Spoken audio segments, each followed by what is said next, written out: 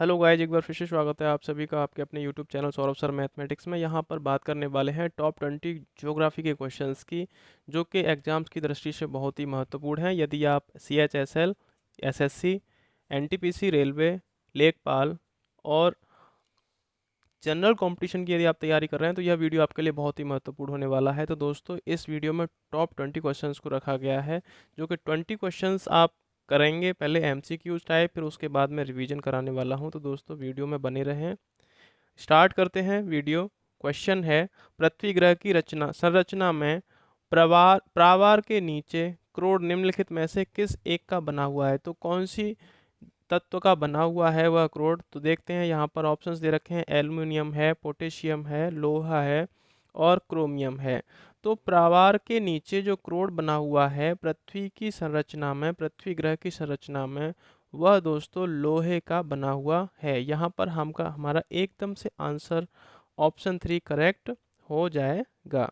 Next question की तरफ चलते हैं। पृथ्वी की 3 संकेंद्री परतों में ऊपर से दूसरी का नाम क्या है? तो 3 परतें हैं पृथ्वी की। ये हमारी एक तरह से पृथ्वी है, इसमें 3 परतें दे रखी हैं।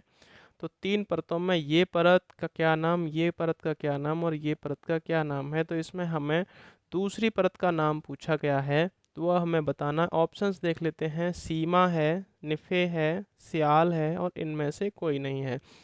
तो दोस्तों, सबसे ऊपरी परत हमारी यहाँ आती है सियाल की तरफ, और दूसरी परत जाती है सीमा की तरफ, और तीसरी परत निफे की तरफ।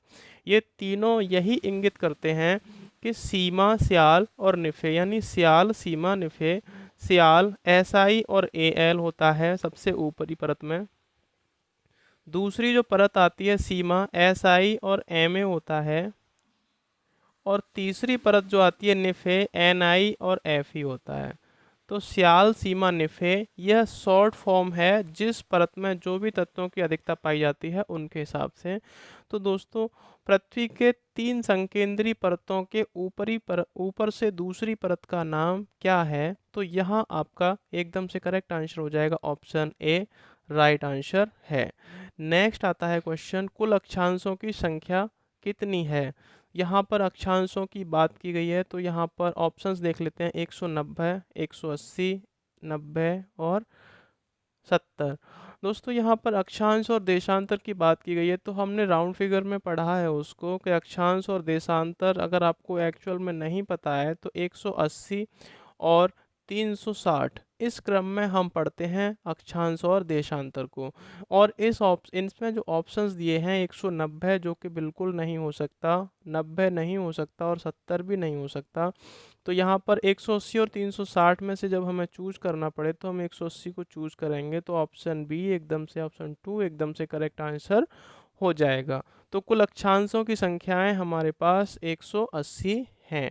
नेक्स्ट क्वेश्चन आता है, देशांतरों की संख्याएं कितनी हैं? तो देशांतरों की संख्याएं यहाँ पर थोड़ा सा क्वेश्चन टफ होने वाला है। यदि आपको एग्जैक्ट नहीं पता है तो आप इसमें कर सकते हैं। तो देशांतरों की संख्या पूछी गई है, तो 60 को आप नहीं करोगे, 90 को आप बिल्कुल नहीं करोगे, दोनों में से किसी को नहीं करोगे यदि आपने राउंड फिगर में भी 180 और 360 आपने देख रखा है तो एक भी बार।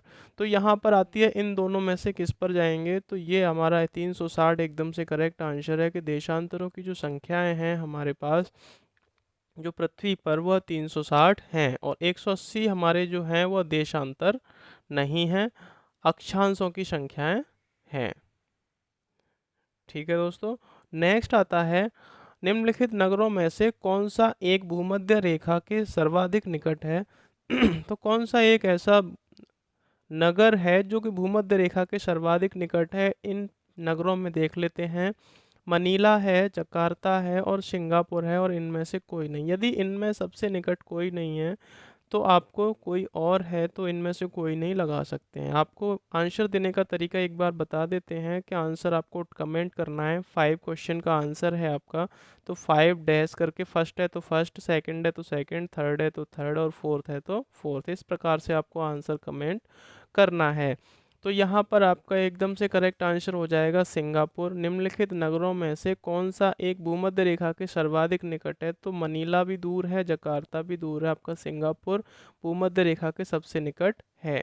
नेक्स्ट क्वेश्चन आता है, निम्नलिखित में से किस देश से होकर कर्क रेखा गुजरती है? तो कर्क रेखा की यहाँ पर बात की जाती है, तो यहाँ ऑप्शंस देख लेते हैं। चीन है, जायरे है, भारत है और ये सभी हैं। कर्क रेखा निम्न में से किस देश से होकर गुजरती है? यहाँ पर आपको थोड़ा सा सोचने की बात है। तो यहाँ एकदम से करेक्ट आंसर की तरफ जाएंगे तो ऑप्शन 2 हमारा एकदम से करेक्ट आंसर है, जायरे। देशों में से जायरे से कर्क रेखा गुजरती है। अगला प्रश्न देखते हैं, अंतर्राष्ट्रीय दिनांक रेखा कहाँ से गुजरती है? अंतर्राष्ट्रीय दिनांक रेखा कहाँ से गुजरती है? ऑप्शंस देख लेते हैं। 180 डिग्री से, 120 डिग्री से, 270 डिग्री से और 90 डिग्री से। तो यहाँ अंतर्राष्ट्रीय रेखा की बात कही गई है कि कहाँ से गुजरती है, तो यहाँ पर ये आपका 120 डिग्री ऑप्शन करेक्ट नहीं होगा, 270 भी नहीं होगा और 90 भी नहीं होगा। 180 डिग्री से अंतर्राष्ट्रीय दिनांक तिथि रेखा गुजरती है। नेक्स्ट आता है, ग्रीनविच किस देश में है? तो ग्रीनविच की अगर बात की जाए तो ऑप्शंस देख लेते हैं। ग्रीनविच किस देश में है? हॉलैंड में है, अब नीदरलैंड इसका नाम हो गया है चेंज होकर। यूएसए यानी संयुक्त राज्य अमेरिका, यूके यूनाइटेड किंगडम और भारत। भारत यहाँ 4 ऑप्शंस दे रखे हैं और ग्रीनविच पूछा गया है कि ग्रीनविच किस देश में स्थित है, तो यहाँ पर आपको इसका करेक्ट आंसर बताना है, लेकिन मैं आपको बताने वाला हूँ इसका करेक्ट आंसर है यूके, यूनाइटेड किंगडम से होते हुए ग्रीनविच जो ग्रीनविच जो है वह यूके में है। नेक्स्ट आता है, एक देशांतर को पार करने में दो स्थानों के स्थानीय समय के बीच क्या अंतर है? यानी कि एक देशांतर को पार करने में कितना समय लगता है? एक देशांतर से दूसरे देशांतर में जाने के लिए कितना समय लगता है वह आपको बताना है। दो स्थानों के स्थानीय समय के बीच कितना अंतर है? तो यहाँ पर ऑप्शंस देखते हैं, 7 मिनट, 0 मिनट, 1 मिनट और 4 मिनट। करेक्ट आंसर आपको बताना है, तो दोस्तों इसका एकदम से करेक्ट आंसर हो जाएगा 4 मिनट। एक देशांतर को पार करने में दो स्थानों के स्थानीय समय के बीच जो डिफरेंस है, जो अंतर है, वह आपका 4 मिनट का है। नेक्स्ट आता है क्वेश्चन, अंतर्राष्ट्रीय तिथि रेखा का निर्धारण किस वर्ष किया गया था? यहाँ अंतर्राष्ट्रीय तिथि रेखा के निर्धारण की बात है, तो यहाँ ऑप्शंस देखते हैं। 1800 ऑप्शन है आपके, 1884, 1955, 1896, 1997। 4 ऑप्शंस में से एक ऑप्शन आपका एकदम से करेक्ट है। तो अंतर्राष्ट्रीय तिथि रेखा का जो निर्धारण किया गया था वो 1884 ईस्वी में किया गया था। ये बहुत ही महत्वपूर्ण क्वेश्चन है जो कि परीक्षा की दृष्टि से काफ़ी बार पूछा जाता है। इन वीडियोज़ में सभी क्वेश्चंस रिपीटेड क्वेश्चंस हैं जो कि परीक्षा में अत्यधिक बार पूछे जाने वाले प्रश्न हैं। और इस वीडियो का यदि आप पीडीएफ पाना चाहते हैं तो डिस्क्रिप्शन बॉक्स में दिए गए टेलीग्राम चैनल को ज्वाइन कीजिए, जिस पे कि आपको इसका फ्री पीडीएफ मिलेगा। अच्छे से पढ़िए। नेक्स्ट क्वेश्चन आता है, 11वां क्वेश्चन है, भारत का प्रमाणिक समय किस स्थान से निश्चित किया गया है? तो ऑप्शंस दे रखे हैं, मुंबई से किया गया है या इलाहाबाद से या दिल्ली से या इनमें से कोई नहीं। कौन सा ऐसा स्थान है भारत में जिससे कि भारत का जो समय है वह निश्चित किया गया है? तो इलाहाबाद से लिया गया है भारत का प्रामाणिक समय। इलाहाबाद के पास में एक नैनी नामक स्थान है, वहाँ से इसको भारत के प्रामाणिक समय को लिया गया है। नेक्स्ट आता है, भूपृष्ठ का कितना प्रतिशत भाग अवसादी सेलों से ढका है? भूपृष्ठ का कितना प्रतिशत भाग अवसादी सेलों से ढका है, यह आपको बताना है। ऑप्शंस देख लेते हैं, 80%, 95%, 75% और 68%। 4 ऑप्शंस हैं, 4 ऑप्शंस में से आपका एक ऑप्शन एकदम से करेक्ट है। तो दोस्तों इसका करेक्ट आंसर हो जाएगा 75%। एक का राइट आंसर हो जाएगा ऑप्शन 3 एकदम से करेक्ट आंसर है। अवसादी सेलों से ढका हुआ है, पृथ्वी भूपृष्ठ का जो भाग अवसादी सेलों से ढका हुआ है वह 75% है। नेक्स्ट आता है, कोयला किस चट्टान में पाया जाता है? कोयला किस चट्टान में पाया जाता है, ये आपको बताना है। तो ऑप्शंस हैं, आग्नेय चट्टान, परतदार चट्टान, अजैव चट्टान और इनमें से कोई नहीं। 4 चट्टान यहाँ पर यानी 3 चट्टान के नाम दे रखे हैं या इनमें से कोई नहीं। चौथा भी ऑप्शन आपके पास है, तो यहाँ पर आपको बताना है कि कोयला किस चट्टान से पाया जाता है। तो जल्दी से कमेंट किया करें हमारे पास। तो यहाँ पर एकदम से करेक्ट आंसर आपका परतदार चट्टान हो जाएगा। कोयला किस चट्टान से पाया जाता है? तो परतदार चट्टान से पाया जाता है। नेक्स्ट आता है, निम्नलिखित में से कौन रूपांतरित चट्टान नहीं है? यहाँ पर बात की गई है नहीं है, तो यहाँ पर ऑप्शंस देख लेते हैं। स्लेट है, संगमरमर है, स्फटिक है और ग्रेफाइट है। तो यहाँ पर रूपांतरित चट्टान कौन सी नहीं है? यानी चार ऑप्शंस में से 3 ऑप्शंस ऐसे हैं जो रूपांतरित चट्टान हैं, बाकी तुम्हारा एक चट्टान नहीं है। तो यहाँ पर ऑप्शन आपका एक एकदम से करेक्ट नहीं होगा, क्योंकि स्लेट हमारी रूपांतरित चट्टान है, संगमरमर भी रूपांतरित चट्टान है, स्फटिक भी हमारी रूपांतरित चट्टान है, ग्रेनाइट हमारी अग्नेय चट्टान से निकलता है। तो यहाँ पर एकदम से करेक्ट आंसर हमारा ऑप्शन 4 हो जाएगा कि रूपांतरित चट्टान हमारी ग्रेनाइट की चट्टान नहीं है। नेक्स्ट आता है, निम्नलिखित में से कौन कायांतरित सेल है? कौन सी सेल कायांतरित को रूपांतरित सेल भी कहा जाता है? तो यहाँ ऑप्शंस हैं, ग्रेनाइट है, स्लेट है, संगमरमर है और स्फटिक है। तो कायांतरित सेल है, तो यहाँ पर आपका एकदम से करेक्ट आंसर हो जाएगा ऑप्शन 3। संगमरमर जो है हमारा रूपांतरित सेल का उदाहरण है यहाँ पर। तो ऑप्शन 3 एकदम से करेक्ट आंसर हो जाएगा। नेक्स्ट क्वेश्चन आता है, विश्व का सबसे ऊंचा पर्वत शिखर कहाँ स्थित है? तो विश्व का सबसे ऊंचा 16 नंबर क्वेश्चन है। ऑप्शंस दे रखे हैं, जापान में है, चीन में है, भारत में है, नेपाल में है। 4 ऑप्शंस में से आपका एक ऑप्शन करेक्ट है। विश्व का सबसे ऊंचा पर्वत शिखर जो स्थित है वह आपका नेपाल में स्थित है। नेपाल देश में स्थित है विश्व का सबसे ऊंचा पर्वत शिखर, जो कि हिमालय की सबसे ऊंची पर्वत चोटी है, mount Everest K2। Next question की तरफ चलते हैं, निम्न में से कौन सी पर्वत श्रृंखला विश्व की सबसे बड़ी पर्वत श्रृंखला है? तो यहाँ ऑप्शंस देख लेते हैं। सबसे बड़ी विश्व की पर्वत श्रृंखला की अगर बात की गई है तो यूराल दे रखा है, एंडीज है, अलास्का है और इनमें से कोई नहीं है। तो एकदम से करेक्ट आंसर आपका हो जाएगा एंडीज, जो विश्व की सबसे बड़ी पर्वत श्रृंखला कही जाती है। नेक्स्ट क्वेश्चन है, संसार का सर्वाधिक सक्रिय ज्वालामुखी कौन सा है? तो ऑप्शंस देख लेते हैं। संसार का सर्वाधिक सक्रिय ज्वालामुखी किलायू, फ्यूजियामा और कोटोपैक्सी और इनमें से कोई नहीं।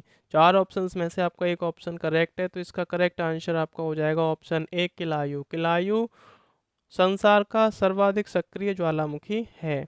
अगला प्रश्न है, कोटोपैक्सी कहाँ स्थित है? तो कोटोपैक्सी के लिए चलते हैं, न्यूजीलैंड, ऑस्ट्रेलिया, इक्वाडोर और कनाडा।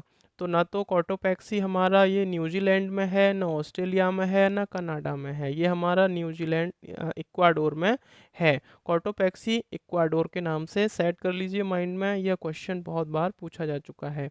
नेक्स्ट आता है, वायुमंडल में नाइट्रोजन का प्रतिशत कितना है? तो नाइट्रोजन की प्रतिशतता कितनी है वायुमंडल में, यह आपको बताना है। ऑप्शंस दे रखे हैं, 80%, 78%, 50% और 30%। 4 ऑप्शंस में से एकदम से करेक्ट आंसर आपको बताना है।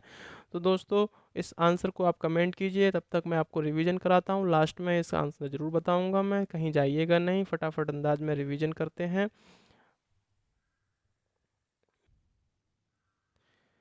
दोस्तों बात करते हैं, पृथ्वी की संरचना के प्रवार के नीचे करोड़ निम्नलिखित में से किस एक से बना है? तो यहाँ पर करेक्ट आंसर आपका ऑप्शन सी हो जाएगा। ऑप्शन 3 लोहे का बना है। पृथ्वी के 3 संकेंद्री परतों में ऊपर से दूसरी का नाम क्या है? तो ऊपर से दूसरी का नाम है सीमा। नेक्स्ट आता है क्वेश्चन, कुल अक्षांश कितने हैं? तो अक्षांश यहाँ पर 180 अक्षांश हैं। नेक्स्ट आता है क्वेश्चन, देशांतरों की संख्या कितनी है? अक्षांश ऊपर पढ़ लिए हैं, देशांतर 360 हैं। ऑप्शन 4 एकदम से करेक्ट आंसर है। निम्नलिखित नगरों में से कौन सा एक भूमध्य रेखा के सर्वाधिक निकट है? तो सिंगापुर यहाँ पर सर्वाधिक निकट देश है भूमध्य रेखा के। नेक्स्ट आता है, निम्नलिखित में से किस देश से होकर कर्क रेखा गुजरती है? तो यहाँ जायरे देश से होकर कर्क रेखा गुजरती है। अगला प्रश्न आता है, अंतर्राष्ट्रीय दिनांक रेखा कहाँ होकर जाती है? तो 180 डिग्री देशांतर होकर जाती है। नेक्स्ट आता है, ग्रीनविच किस देश में है? तो यहाँ यूनाइटेड किंगडम की बात की गई थी, तो यूनाइटेड किंगडम में है।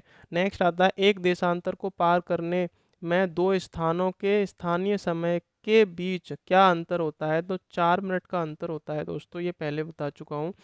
अगला है, अंतर्राष्ट्रीय तिथि रेखा का निर्धारण किस वर्ष किया गया था? तो 1884 ईस्वी में किया गया था, सन 1884 में। अगला क्वेश्चन है, भारत का प्रामाणिक समय किस स्थान से निश्चित किया गया है? तो इलाहाबाद से निश्चित किया गया है भारत का प्रामाणिक समय। नेक्स्ट है, भूपृष्ठ पर का कितना प्रतिशत भाग अवसादी शैलों से ढका हुआ है? तो 75% भाग अवसादी शैलों से ढका हुआ है। क्वेश्चन नंबर 13, कोयला किस चट्टान में पाया जाता है?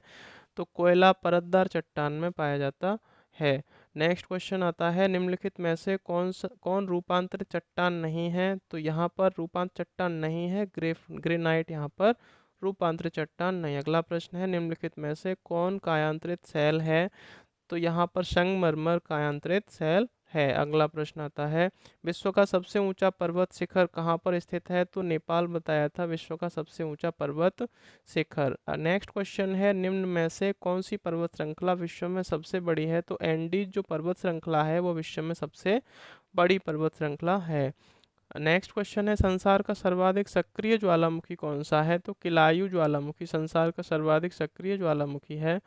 अगला प्रश्न है, कोटोपैक्सी कहाँ स्थित है? तो कोटोपैक्सी आपका इक्वाडोर में स्थित है, यह एकदम से करेक्ट आंसर हो जाएगा। अगला प्रश्न है, इसका क्वेश्चन का हमने कमेंट करने के लिए बोला था, लेकिन अब मैं बताने जा रहा हूँ इसका आंसर कि वायुमंडल में नाइट्रोजन की जो प्रतिशतता है वह कितनी है? तो 78% वायुमंडल में नाइट्रोजन की प्रतिशतता है। तो दोस्तों यह था टॉप 20 क्वेश्चंस जो कि आपके जनरल एग्जाम से रिलेटेड क्वेश्चंस को इसमें समाहित किया गया है, जो कि बहुत ही महत्वपूर्ण है। दोस्तों यदि वीडियो अच्छा लगा हो तो लाइक करें, शेयर करें, कमेंट करें, चैनल पर पहली बार विजिट करें चैनल को सब्सक्राइब करें और पास में आए बेल आइकन को जरूर दबाएं, जिससे कि आपको आने वाली वीडियो का नोटिफिकेशन सबसे पहले मिल सके। तो मिलते हैं दोस्तों नेक्स्ट वीडियो में, तब तक के लिए नमस्कार।